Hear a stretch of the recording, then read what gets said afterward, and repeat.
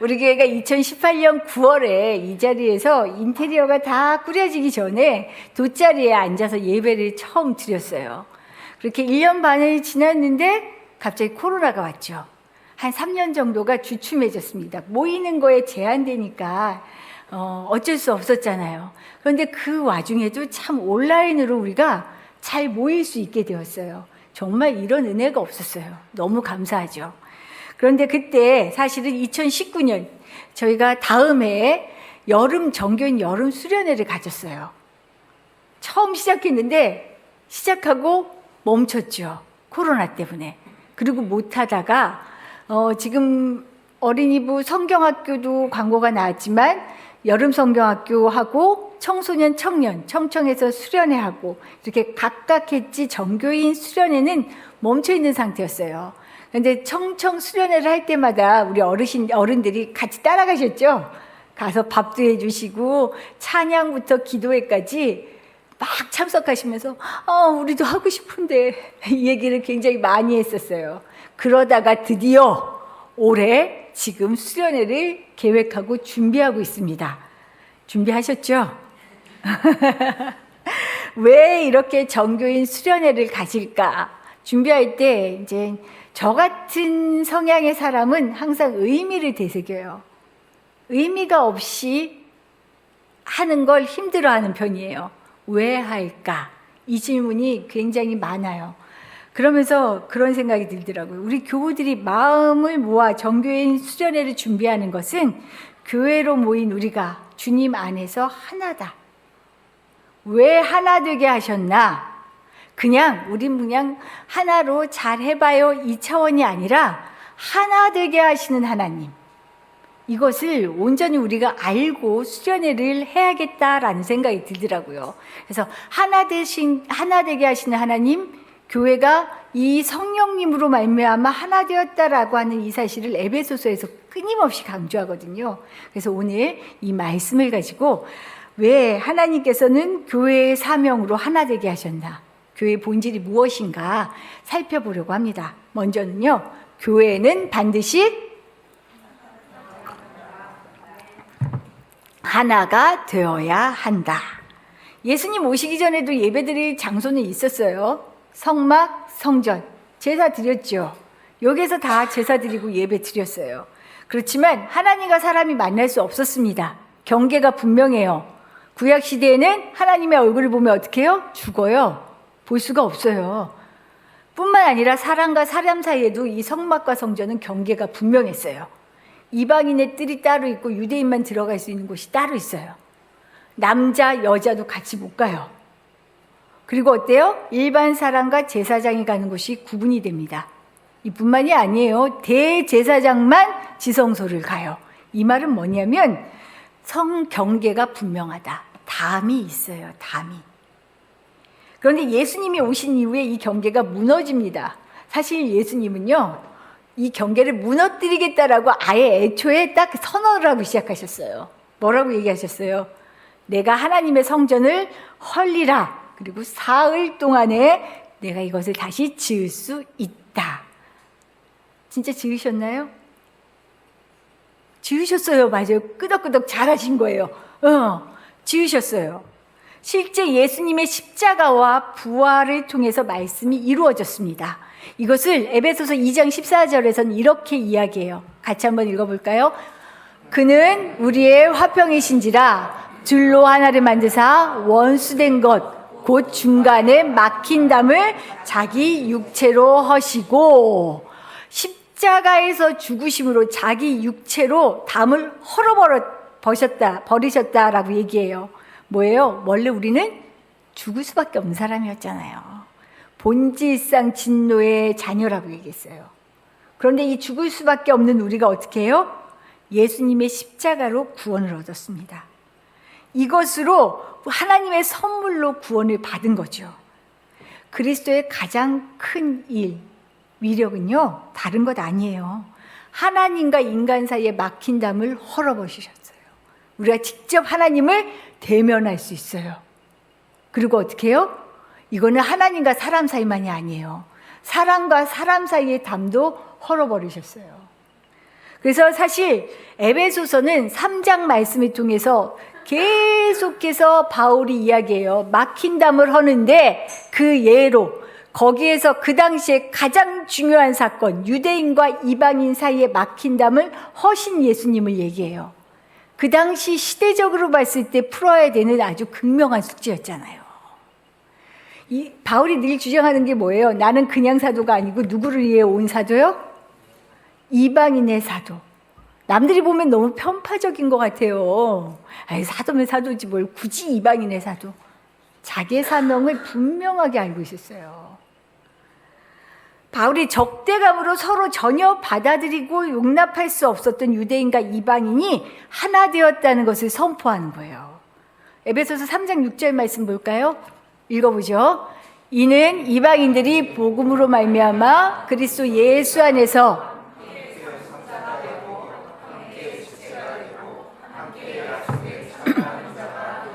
예수 십자가의 화해의 사역은 담을 다 허물어서 사람들이 생각해 왔던 이념도 생각도 방식도 다 끝.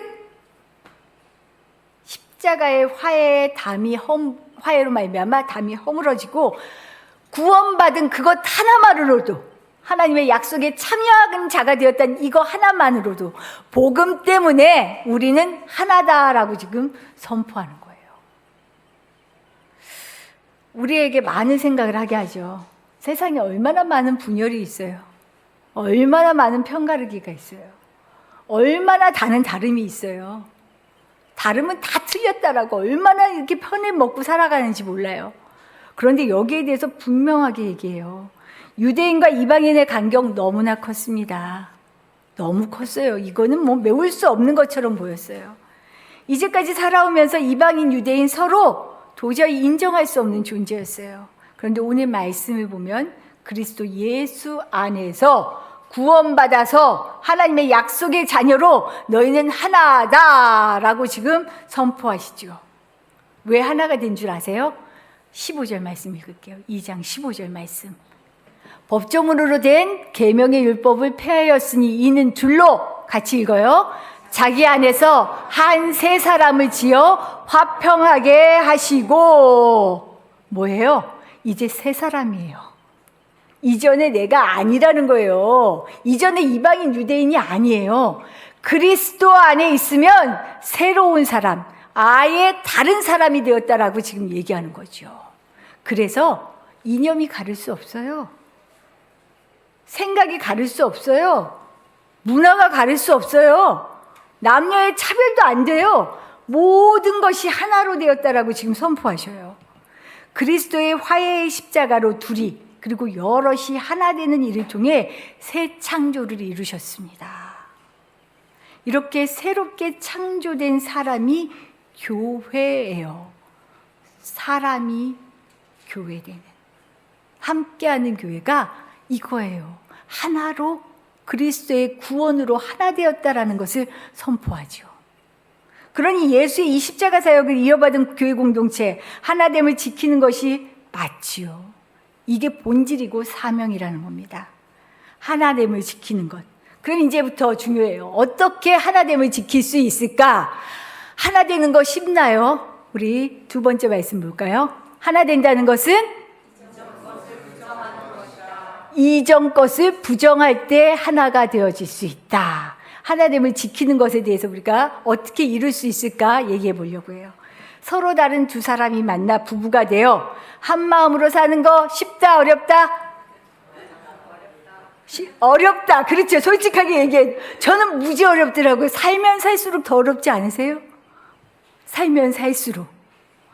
제가 우리 젊은 부부들 얘기하는데 우리 오빠가요 이래갖고 이렇게 위로해주고 이렇게 하고 이래서 제가 한 번은 이랬어요. 저도 모르게 웃다가 나도 옛날에 그랬어. 나도 옛날에 오빠 있었어. 처음에 오빠라고 불렀거든요. 근데 진짜로 이게 점점 이게 옛날 같지 않아요. 감정은 신뢰와 이런 건 있지만 그러지 않잖아요. 품 안의 자식도 품 안의 자식이라고요. 자식하고도 한 마음으로 사는 거 쉽지 않아요. 진짜 어릴 때 윽박질러서 내 마음대로 이렇게 해서 따라왔지. 정말 저는 아이들이 옆에서 같이 예배를 드리는 것도 놀라워요. 난 정말 우리 아들들 기도하고 있습니다. 쉽지 않아요. 하나로 뭉친다는 게, 하나가 된다는 게. 그런데 교회의 본질은 하나됨이래요. 하나님이 할 수 없는 일을 하라고 하시는 걸까요? 결코 그렇지 않아요. 할 수 있는 일인데 그 의미와 방법을 몰라서 실현이 힘든 거예요. 제가 이 의미와 방법을 어떻게 알 수 있을까 하다가 얼마 전에 이제 설교를 준비하면서 찾게 된 거죠. 영상을 하나 봤는데 와, 탄성을 질렀어요. 션 아시죠? 션. 예, 아주 기부 나눔을 참 잘하는 연예인이잖아요. 마치 이 사람은 돈을 버는 목적이 나누기 위함 같은 그런 사람이에요. 근데 이 사람이 결혼이란 무엇일까? 둘이 모여 하나가 되는 것은 무엇일까라는 것을 얘기를 하는데 와, 제가 그냥 눈이 번쩍 뜨이더라고요. 진흙이 두 덩어리가 있어요. 힘을 딱 줘갖고 두 개를 하나로 딱 뭉쳤어요. 한 덩어리가 됐어요. 그럼 이거 하나됨일까요? 아니라는 거예요. 왜요? 힘을 가하면 또 쪼개져요. 맞죠? 또 나눠져요. 하나 된다는 것은 뭐냐면 빨간색 물감과 파란색 물감이 섞이는 것과 같다. 빨간색과 파란색이 섞이면 무슨 색이 되죠? 보라색이 돼요. 이전에 빨간색과 파란색은 자취를 감춥니다. 아시죠? 중요한 건 뭐냐면요. 둘이 하나 된다, 여럿이 하나 된다는 것은 달라진 색깔, 달라진 것을 인정하면서요. 파란색은 자기 파란색을 부정하는 거예요. 빨강색은 자기 이전의 빨강색을 부정하는 거예요. 함께 보라로 살기 위해 힘쓰는 것, 이것이 하나 된다는 거죠. 놀랍지 않아요? 와, 교회로 하나됨을 지킬 수 있는 것은 이전에 살았던 삶의 방식은 끝났다라는 것을 인정하는 거예요. 세상에 속해 있던 구원받기 이전의 나의 삶의 방식은 이제 끝하고 선언하는 거죠. 이제 내가 살아가는, 나는 주님 안에서 새 사람이 되었기 때문에 삶의 방식, 룰이 완전히 바뀌는 것입니다. 로마에 가면 무슨 법을 따라요? 로마의 법을 따라야 돼요. 이 로마 법을 따르지 않았던 강 큰 남자가 하나 있었어요. 저희 집에. 전에 말씀을 드린 것도 같은데 제가 결혼하고 얼마 안 됐는데 전 정말 이게 바뀌지 않는 것 중에 하나가 요리예요. 전 정말 요리가 스트레스예요. 어떡하죠? 근데 이제 받아들이기로 했어요. 요리하는 게 정말 안 좋은데 그래도 신혼 때 사실은 밥도 할 줄을 몰랐던 거예요, 제가. 그래도 이렇게 밥하고 하다가 하고 김치찌개를 하루는 딱 이렇게 끓여서 놨어요. 저희 남편이 딱 김치찌개를 이렇게 입에 넣었는데 첫 마디가 뭐였게요? 이거 우리 엄마 맛이 아니잖아. 놀라죠? 깜짝 놀라시죠? 지금 젊은 세대들은요, 일부 예배 때 이 얘기를 듣다가 진짜 완전 이건 기절할 얘기다라는 거죠. 지금 결혼해서 나랑 사는데 요리의 잣대를 우리 어머님은 전라도 전주와 가까운 곳에 사셨던 분이에요. 저는 깜짝 놀랐어요. 김치도요. 왜 뭐 그렇게 종류가 많아요? 화려해요. 그런 음식을 먹으니 어땠겠어요? 거기에다 대면 저랑 못 살죠. 하지만 지금 어떻게 해요? 잘 살고 있어요. 잘 살고 있어요. 그래서 예수님도 말씀하셨어요. 자신을 따르는 제자들에게 자기 십자가를 지고 나를 따르지 않는 자는 나의 제자가 될 수 없다. 사실 이미 제자들은 이때부터 제자였어요. 예수님을 따랐고요. 예수님과 동고동락했어요. 제자였어요. 근데 예수님이 지금 뭐라고 얘기해요? 겉모습 제자인 거 아무 소용없거든? 진짜 제자는 나의 뜻대로 자기 십자가를 지고 너희가 이제까지 살아왔던 방식 다 부인하고 내려놓고 내 룰을, 내 법을 따를 때 내 제자야 라고 지금 선포하시는 거죠.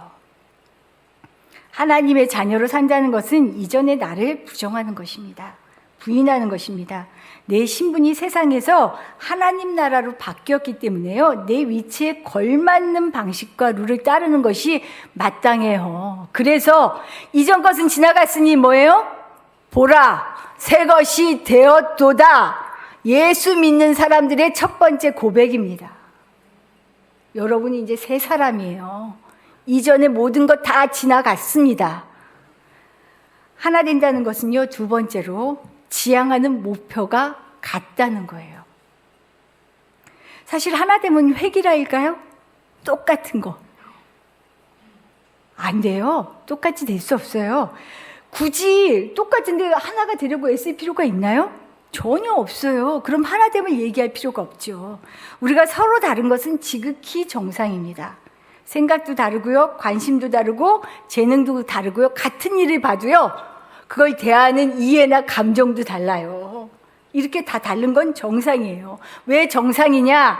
오늘 에베소서 4장 7절의 말씀을 한번 볼게요. 한번 같이 읽을까요?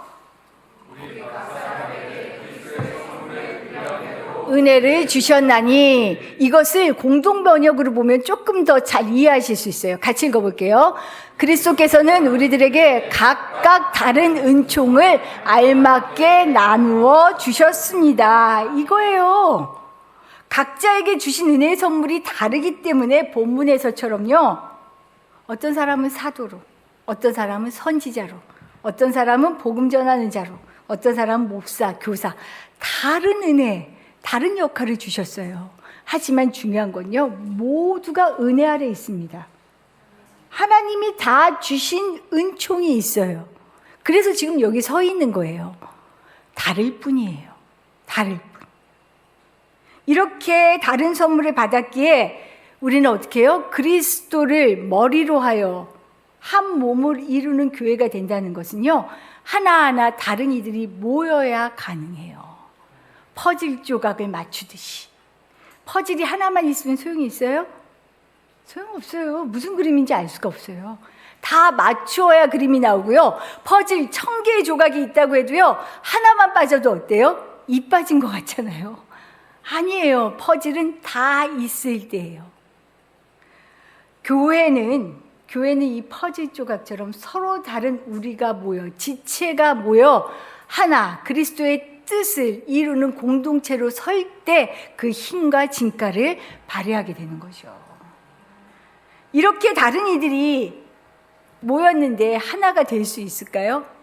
그 다음이 중요해요. 연결을 해야 되잖아요.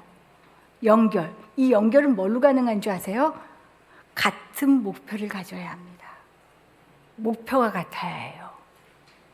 나아가는 방향이 같아야 한다는 거예요. 하나님이 우리에게 하나 되게 하신 이유를 분명히 알려주셨어요. 13절 말씀 보겠습니다. 같이 읽죠. 우리가 다 하나님의 아들을 믿는 것과 아는 일에 하나가 되어 온전한 사람을 이루어 그리스도의 장성한 분량이 충만한 데까지 이르리니. 뭐예요? 하나님의 목표는요, 함께, 나는 요만큼 혼자서는 예수님의 모습을 요만큼밖에는 몰라요. 깨달을 수가 없어요. 근데 다르게 깨달은 사람들이 모여서 예수님의 거대한 그 큰 뜻을, 하나님의 그 뜻을 더 깊이, 많이, 넓게 알아가는 거죠. 그래서 내가 믿고 달라졌어 라고 하는 이 고백을 넘어서 믿음으로 예수님께 나아가는 진보, 장성한 분량에까지 이르는 이 진보를 이루게 하기 위하여 하나님 우리를 교회 공동체로 묶어주신 거예요. 나 혼자는 불가능하다는 거죠. 내게 없는 다른 이들과 합하여 하나 되는 능력 없이 하나님을 알아가고 그리스도를 채워가는 일은 정말 제한되어 있어요. 우리는 내 옆에 있는 지체를 통해 예수님을 볼 수 있어야 돼요. 그래서 예수님 그런 말씀하시잖아요. 작은 자 한 사람에게 나에게 하는 것처럼 해라. 나를 통해 예수님이 나오고요, 내 옆에 지체를 통해 예수님이 보여지는 거예요. 그렇게 우리를 교회로, 공동체로 부르셨어요. 하나님께서는 하나됨의 공동체를 이루도록 지체들에게 각각 다른 은사들을 다양하게 주셨습니다. 이 성령의 성물들은요, 이제 교회를 하나 되게 하고 교회를 통하여 만물을 충만하게 하시려는 하나님의 목적을 이루는 것, 이것이 하나님의 목적이에요. 사실 제가 지난주에 웃픈 일이 있었어요. 웃을 수도 있지만 슬픈 일. 제가 어르신들 만나고 있죠. 한 80대 중반의 남자 어르신이 자꾸 전화를 하시는 거예요. 일이 끝났는데도 밤에도 이 선생 이게 큰일 났어 도와줘야겠어. 그러면은 이렇게 있다가도 좀 어느 때는 짜증이 나요. 어느 때는 솔직히 또 왜 막 이러는데, 며칠 동안 보니까 핸드폰에 뭐가 쫙 깔렸다는 거예요. 핸드폰이 문제가 된대요. 그래서 지금 전화를 받을 수도 없대요. 그래서 제가 전화하면 진짜 못 받으시고 나중에 전화를 주셔요. 근데 제가 만났던 어르신들을 경험해 본 결과 핸드폰의 문제는 아마도 없을 것입니다. 핸드폰을 다루지 못하셔서 생기는 일이에요. 그래서 핸드폰 가게에 한번 가보셔요. 우선 이 일정 때문에. 그랬더니 가셨다가 불친절하고 안 알려줘서 안 되겠대. 이 선생이 와야겠대요. 그래서 이 선생 출동했어요. 금요일날 제일 빠른 시간에 출동했는데, 어르신! 하고 갔더니 이 선생 일로 와봐 하고 저를 막 끌고 가시는 거예요. 밥통 앞으로. 쿠쿠밥솥이에요. 그러더니 이게 폭발할 것 같아. 온도가 올라간다는 거예요. 뭘 갖고 그런 줄 아세요? 시간이 올라가는 게 온도가 올라가는 줄 알고 매일 조마조마한 마음으로 이게 언제 폭발할지 모른다는 마음으로 하신 거예요. 그러다가 코드를 빼시면 이 어르신은 찬밥을 못 드시거든요. 내가 아주 무서워. 웃음이 나오는데 웃을 수 없잖아요. 어르신, 이거요 안 폭발해요. 알려드렸죠. 그런 거야? 나 이 선생 없었으면 큰일 날 뻔했네. 제가 그런 사람이에요. 핸드폰은 왜 못 받으셨게요? 아니요. 미는 걸 못 하시는 거예요. 미는 게 안 돼요. 그리고 뭐가 막 떴다고 지워달라고 하셨게요? 핸드폰 위아래를 하다 보면 다른 앱이 밑에 많이 깔린 게 나오죠? 이거 다 지워야 된대요. 그게 나오면 이제 전화를 하실 줄 모르는 거예요. 저는 어르신이 볼 때 정말 슈퍼맨이에요. 근데 저는 사실은 겁이 나더라고요. 저 사실 기계치예요. 그 어르신 앞에서만 슈퍼맨이에요. 저 정말 이 목사님한테 제일 서운한 것 중에 하나가, 제가 몰라서 컴퓨터랑 물어보면 몇 번을 가르쳐줘야 이걸 눈물 날 것 같아요. 전 그래서 어르신한테 친절하게 얘기했어요. 어르신, 이건 이렇고 저의 이거를 그대로 똑같이 하지 않기로 결심했어요. 제가 나이가 들면 이 빨리 변하는 이 속에서 저는 무엇을 혼자 할 수 있을까? 그런 생각 들지 않으세요? 그래서 어르신들이 나는 효용성이 없는 사람이야, 나는 쓸데없는 사람이야, 이거 모른다고 쓸데없지 않아요. 이제까지 우리를 길러주시고 키워주신 어른들이잖아요. 이제 그걸 모를 뿐이에요. 그러면 같이 하면 돼요. 알려드리고. 교회는 이런 곳이에요. 성령의 매는 줄로 하나가 되어서 약한 사람에게는 좀 더 힘써주고,